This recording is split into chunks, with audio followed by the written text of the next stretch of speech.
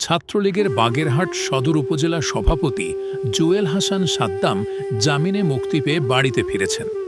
বুধবার অর্থাৎ ২৮শে জানুয়ারি বিকেল ২টোর দিকে যশোর কেন্দ্রীয় কারাগার থেকে জামিনে মুক্ত হন তিনি। সন্ধ্যায় বাগেরহাট সদর উপজেলার সাবেকডাঙ্গা গ্রামের নিজ বাড়িতে পৌঁছান সাদ্দাম। বাড়িতে ফিরে প্রথমেই স্ত্রী ও সন্তানের কবর জিয়ারত করতে ছুটে যান তিনি।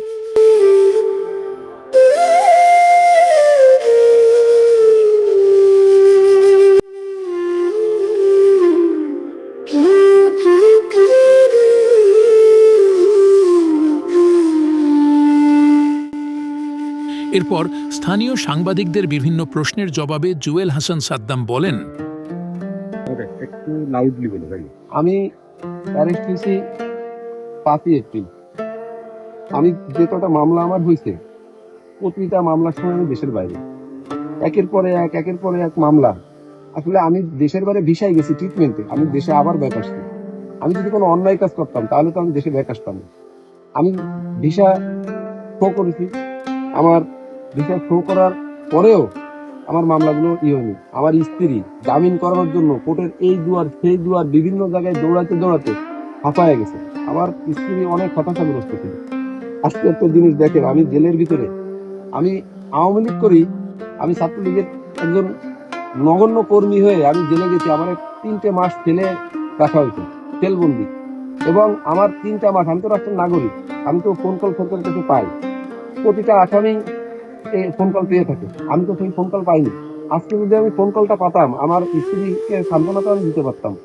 এবং বাগেরহাটের জেলার আমার কাছে 5 লক্ষ টাকা দাবি করতে, যদি বাগেরহাট থাকতে হয় 5 লক্ষ টাকা দিতে হবে।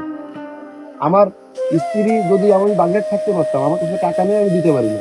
আজকে আমি যদি বাগেরহাট থাকতে পারতাম, আমার স্ত্রী আমার সঙ্গে দেখা করতে পারতো, আমার স্ত্রী হতাশাগ্রস্ত হতো না। আমাকে যখন বারবার যখন কারাগারে দিয়ে দিচ্ছে, যখন কারাগারে দেওয়ার কারণে আমার স্ত্রী মনে করেছে যে আমি মনে আর কোনোদিনই ছাড়া পাবো। আর আমি মনে করি এটা পরিকল্পিতভাবে হত্যা, এটার সুষ্ঠু তদন্ত চাই।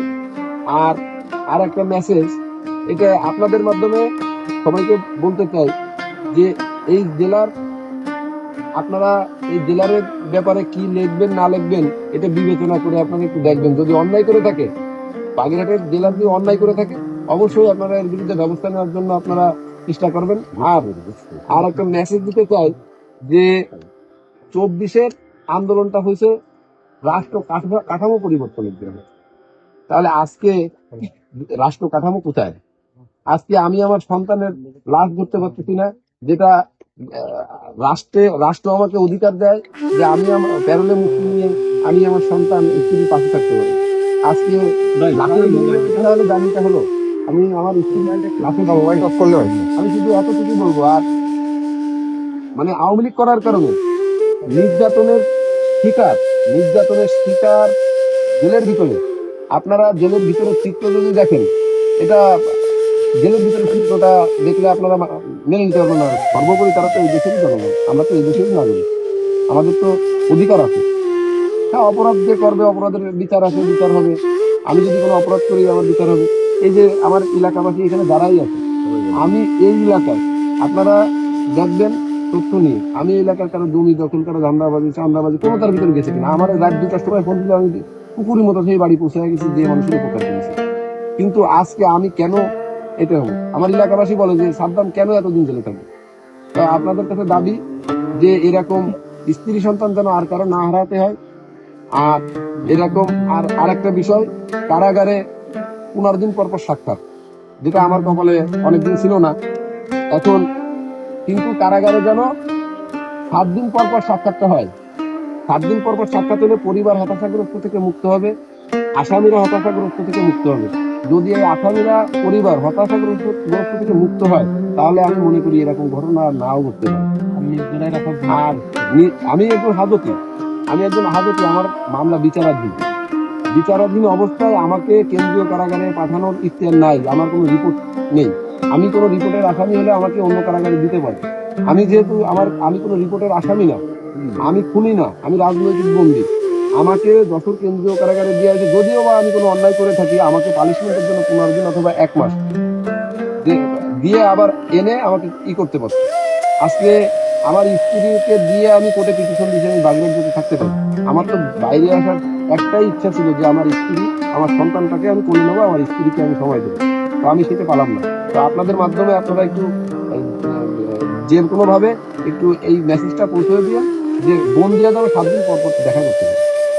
কথা বলছি কোন জেলার আপনার কাছে টাকা পেয়েছে নাম জানেন? খন্দকার মামুন। আর আরেকটা ব্যাপার, আসলে একটা লোকের কাছে আমি ঋণী, কিভাবে নেবেন আমি জানি না, এটা সত্য কথা বলতে হয়। আমি কারাগারে ঢোকার পর থেকে, আগের থেকে আমার বাগেরহাটের সংসদ সদস্য তন্ময় ভাই আমার পরিবারের সার্বক্ষণিক খোঁজ খবর নিত, এবং আমার জেলে আমার পিসির টাকা, আমার জামিনের টাকা সম্পূর্ণ আমার ভাই, সে আমারে একটাই কথা বলেছে, তুই তো আমার কর্মী না, তুই তো আমার ভাই। তা আমি আমি দোয়া করি তার জন্য। আর আমার স্ত্রী সন্তানের এই যে অপূরণীয় ক্ষতি আমার, এটা সঠিক তদন্ত চাই। আমি মনে করি এটা পরিকল্পিতভাবে আর সত্তা, আমি সঠিক বিচার চাই।